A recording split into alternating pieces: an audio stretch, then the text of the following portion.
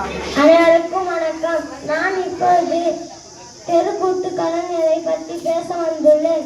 மழைக்காக தான் மேகம், அழகலைக்காக தான் நீயும், கலந்தாடுவோம் நாளும். மகனே வா, நீ சொந்த காலிலே நில்லு, தலை சுற்று பூமியை வெல்லு, இது அப்பன் சொல்லிய சொல்லு.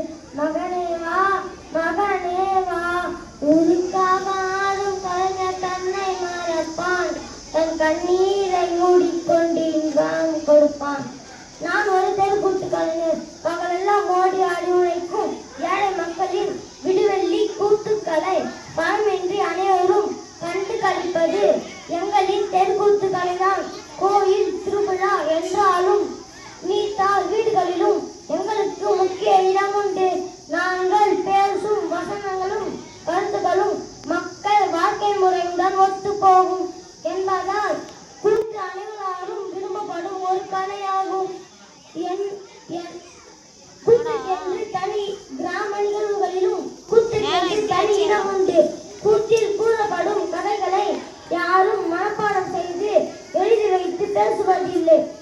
பரம்பரை செவி வழி செய்தியாக கேட்ட கதைகளை கூத்துக்கலைஞர்கள் அதன் பாரம்பரியம் மாறாமல் கூறி வருகின்றனர். திரைப்படம் கண்டுபிடிக்காத காலத்திலேயே கூத்துக்கலை, நாடகக்கலை போன்றவற்றுள் அனைவராலும் பரம்பரை கூத்து. ஆனால் மக்கள் கூட்டை மறந்து வருகின்றனர். கூத்துக்கலை